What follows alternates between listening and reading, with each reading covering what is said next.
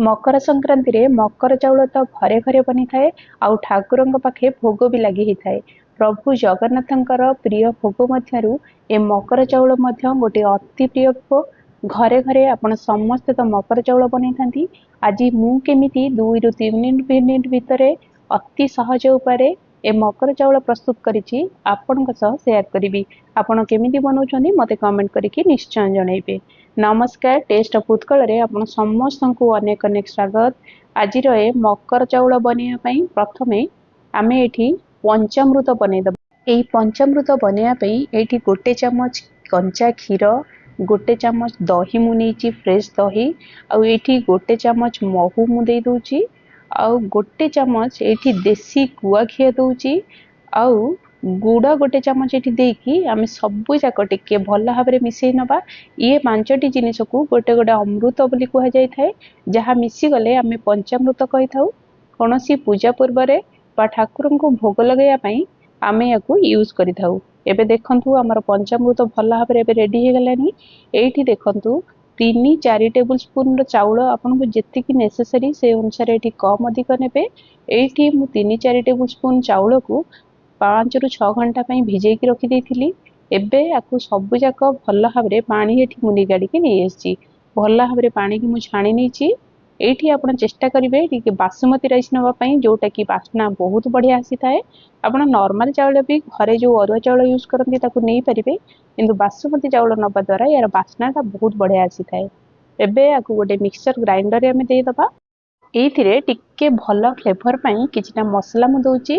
सेइथिरे मु 3टा एठी गुजराती नेची। आपण जदी एठी ठाकुर पाखे जोटा भोग लगे थाए सेठी अलैच यूज हुए, गुजराती यूज होई न थाए जोटा जगन्नाथ पाखे होता है। जेहेतु आम एटा घरे बनाऊे से मु गुजराती 3टा एठी नेची, आउ किछिटा गोलमर्च देइची, आउ टिके 1 इंच अदा को देखंतु एठी मु काटिकी दे दोची। एठी आमे को बिना पानी देकी एमिति सुखा भाबरे खदड़ा करिकी टिके ग्राइंडिंग करिकी नै आसीबा।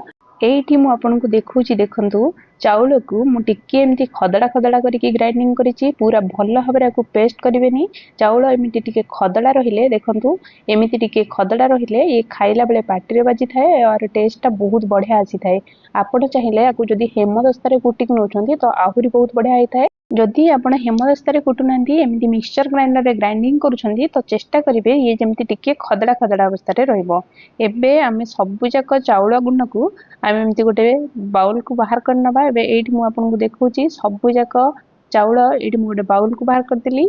आउ आमे जो पंचामृत बनै कि रखिथिले एबे चाउल सहित मु से पंचामृत को ऐड करनउची। चाहिए मकर चाउल को खाली नड़िया और कदली रे भी बनै परिबे। आउ जदि आकु टिके आउ भल बनैया पे चाहउछंती तो निज हिसाब रे किछटा हमको एठी फळ दरकार पड़िबो। एठी देखंतु मु गोटे कदली की टिके एठी काटिकी देबी। काटिकी दबा द्वारा हम जो मकर चाउल बनी थाए ये बहुत समय रही थाए, कला पड़ी न थाए। आपण चाहिए एठी चकटिकी भी नहीं परिबे। जदि संगे संगे खाउछंती कदली की टिके चकटिकी नियंतु, आ जदि बेसी समय रखिया पई चाहउछंती एमिति काटिकी नियंतु। काटिकी नबा द्वारा ये कला पड़ी न थाए, बहुत समय हमर मकर चाउलटा रही थाए। एबे एठी मु टिके नागु कोरा नड़िया दोउची। आपण चाहिए किछटा कटा नड़िया भी एठी ऐड कर परिबे। जदि नड़िया अधिक पसंद करूछंती आउ टिके कटा नड़िया एठी ऐड करंतु। आउ किछटा फळ निज पसंद हिसाब रे एठी मु छोट छोट करिके काटिकी नेची। आपनक हिसाब रे आपण एठी फळ कम अधिक करि परिबे। एठी मु किछटा अंगूर, कमला, टिके सेउ आउ टिके डालिंब को ऐड करूची। एबे सब जाक आमे फळ को एथि मिसै सरलेनी। एठी देखंतु मु अल्प टिके खाइबा कर्पूर दोची, जहार बास्ना बहुत बढ़िया आसी थाए। आमे कोनोसी भोग लगैया पूर्वरु ए कर्पूर रा यूज करथाउ पवित्रता पई। एबे देखंतु आकु सबु जाक भल भाबरे आमे मिक्स करनबा। एठी किछिटा कंचा क्षीर देकी आकु मु भल भाबरे गोळै नउची।